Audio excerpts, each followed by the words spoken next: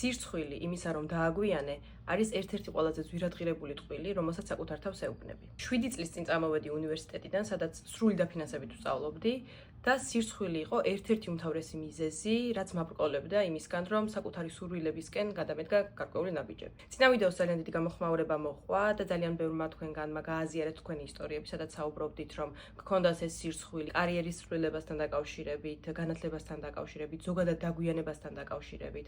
ეს ისტორიები წავიკითხე და მივხვდი, რომ ამ საკითხზე ცოტა უფრო სიღრმისეულად უნდა მესაუბრო. იმიტომ რომ დაგვიანების სირცხვილი არის ის, რაც რეალურად გვაბრკოლებს და არა თვითონ დაგვიანება. საერთოდ საიდან მოდის ეს სირცხვილი? მოდი ამაზე ვისაუბროთ. ჩვენ გამუდმებით სხვებს ვადარებთ თავს. ვედრებით იმ ადამიანებს, რომლებიც თითქოს და სწორ გზაზე დგანან. ბავშვობიდან გვასწავლეს, რომ ცხოვრებას აქვს გარკვეული გრაფიკი, რომელსაც უნდა მოვერგოთ, რომ 22 წლისები რო ვიქნებით, უნდა დავამთავროთ უნივერსიტეტი, 25 წლისებს კარიერა უნდა გქონდეს აწყობილი და 30 წლისებს, რა ვიცი, ქმარი, შვილი, ცოლი, რაღაცა, ოჯახი. და ადამიანი, რომელიც ამ გრაფიკში ვერ ან არ ჩაჯდება, როგორც წესი თავის თავს გამოუტანს ხოლმე განაჩენს, რომ რაღაცა სწორად არ გააკეთა, მისი ცხოვრება არასწორად წარიმართა და რომ სხვებს ჩამორჩა. მაგრამ წლების განმავლობაში ერთი რამ ვისწავლე. ეს გრაფიკი არის სრული ილუზია. ის ადამიანები, ვინც ერთი შეხედვით სწორ გზაზე დგანან, ხშირ შემთხვევაში მათ საკუთარი ცხოვრება საერთოდ არ აურჩევიათ თვითონ და აი ამ გრაფიკს მოერგნენ, ან თვითონაც ფარულად შფოთავენ იმაზე, რომ არასწორი გადაწყვეტილება მიიღეს, უბრალოდ ამას ხმამაღლა არ ამბობენ. რასაკვირველია, ეს ყველაფერი ყველას არ ეხება. ის ადამიანი კი, რომელიც თავს დაგვიანებულად აღიქვავს, როგორც წესი ის ამ მდგომარეობაში ვარდება იმის გამო, რომ უარს აცხადებს იცხოვროს იმ ცხოვრებით, რომელიც თვითონ არ აურჩევია.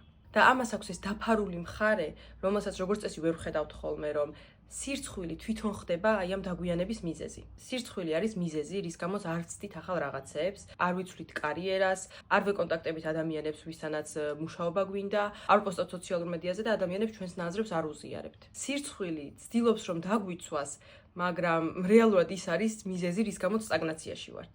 ის ადამიანები, ვინც დაგვიანებულად თავს არასდროს არ გრძნობენ, არიან ადამიანები, რომლებიც მუდმივად აი ამ გაწერილი გრაფიკის მიხედვით მიდიოდნენ, არ სვავდნენ შეკითხვებს, არ ცდილობდნენ, რომ თავიანთი თავი აღმოეჩინათ.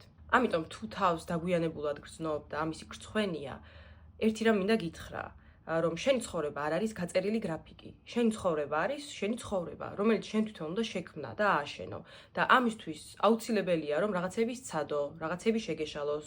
ის სირცხვილი, რომელსაც გრძნობ, არის გრაფიკზე და არა შენ საკუთარ თავზე. თუ მაინც გაქვს სირცხვილის არაკომფორტული შეგრძნება შენს გრაფიკთან დაკავშირებით, დამიკომენტარე, ან თუნდაც პირადში მომწერე, იმიტომ რომ მე ეს ყველაფერი გავიარე და შენ ზუსტად ანალოგიურად შეგიძლია რომ იგივე გაიარო.